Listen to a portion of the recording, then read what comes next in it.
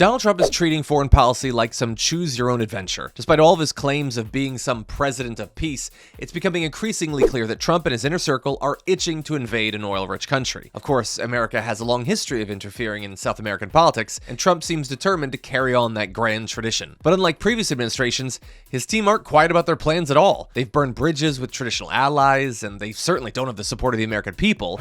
We've seen all of this before. We are preparing. Every day, we have to be prepared for war, not for defense. We're training warriors, not defenders. We fight wars to win, not to defend. Defense is something you do all the time. It's inherently reactionary and can lead to overuse, overreach, and mission creep. War is something you do sparingly, on our own terms, and with clear aims. We fight to win. We unleash overwhelming and punishing violence on the enemy. We also don't fight with stupid rules of engagement. We untie the hands of our warfighters to intimidate, demoralize, hunt, and kill the enemies of our country. No more politically correct and overbearing rules of engagement. Just common sense, maximum lethality, and authority for warfighters. That's all I ever wanted as a platoon leader. Venezuela. How about we're buying oil from Venezuela?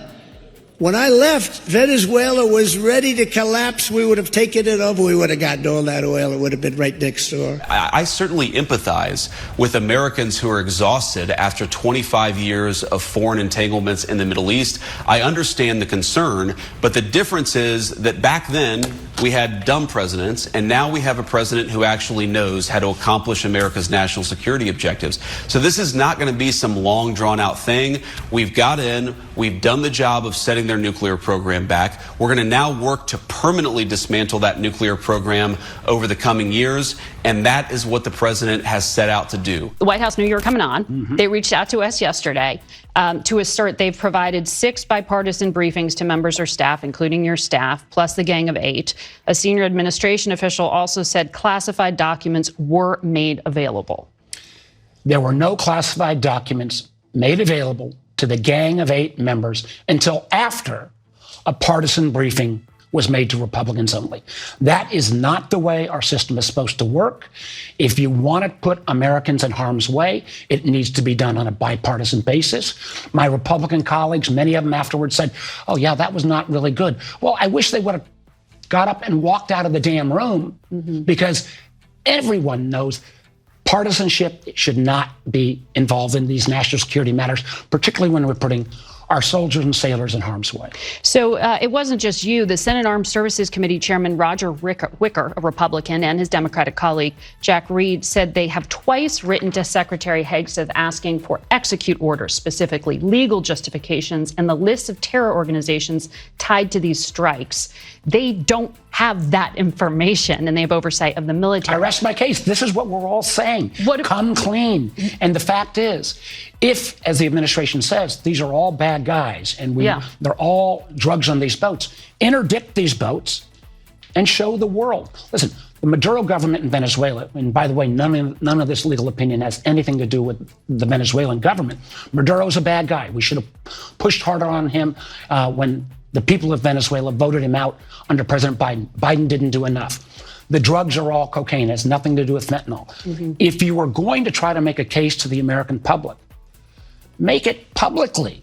Don't do this and then try to hide the legal justification and give it out only on a partisan basis. Does your Republican colleague, the chair of the Intelligence Committee, Tom Cotton, hear you on this? Is he working with you on this? To his credit, he did not attend this Republican-only briefing that took place earlier this week. And neither did Roger Wicker, Armed Services. The notion here is... So the White House and the Republicans are in disagreement on this. Well, there is not a lack of disagreement from members of the Senate that we've been asking for this legal justification for months. And they are now hiding the ball and only giving it out on a partisan basis. In a letter that was meant for eyes of the Russian leader Putin, Nicolas Maduro, the Venezuelan president, made multiple requests asking for defensive radar, military aircraft repairs, and potentially missiles, according to U.S. government documents that were obtained by the Washington Post. The Venezuelan government, according to these documents, is also reaching out to China and Iran, sourcing military assistance and equipment to strengthen Venezuela's defenses. What does that signal to you about where this may head potentially, Senator?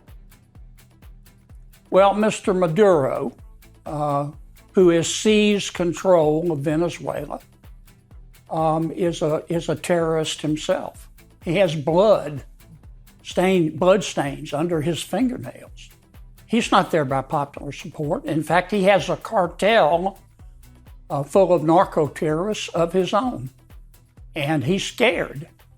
And I'm glad he's scared. He's scared that he's going to be attacked. And yes, he's supported right now by Cuba.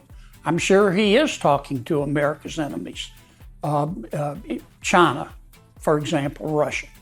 But he's just as much at fault as some of these people driving the boats with the drugs in them. These boats can't go more than about 100 miles without filling up for gas. They're 2,000 miles away from our coast. They're going to Trinidad and Tobago, and if they have drugs, they're serving up drugs to some other island. Are we now the policemen of the war on drugs worldwide? I mean, there's so much that is insane about this policy. Look, we're just hearing news right now that Donald Trump and his Secretary of Defense are preparing war plans to strike military bases inside of Venezuela. Let's just be very clear here. This is unconstitutional. The United States of America is going to go to war. It requires Congress's approval. That's built into our Constitution, built into our founding principles. And just to put this into perspective, even George W. Bush went to Congress before going to Iraq, which turned into a disastrous forever war. But at least he went to Congress. Here, Donald Trump is saying that the Constitution doesn't matter, is saying that Congress doesn't matter, and we have got to put our foot down in objection to not only this decision, but these steps that his administration is taking to put us on the road to yet another forever war. This was the guy that told us he was anti-war. This was the guy that told us that he opposed forever wars. Turns out to just be yet another lie.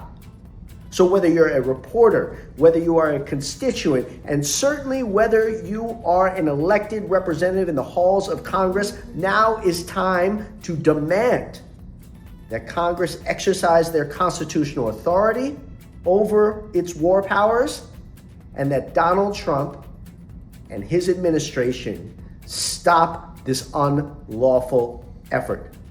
We have to fight back against this. It took Chelsea Manning leaking videos of military strikes killing civilians to show the public what was actually going on behind the scenes of the George W. Bush administration. Now, Pete Hegseth is posting videos of boats full of people being blown out of the water to social media. There's no shame and there's no cover. But while we at least know what they're doing, we can fight back.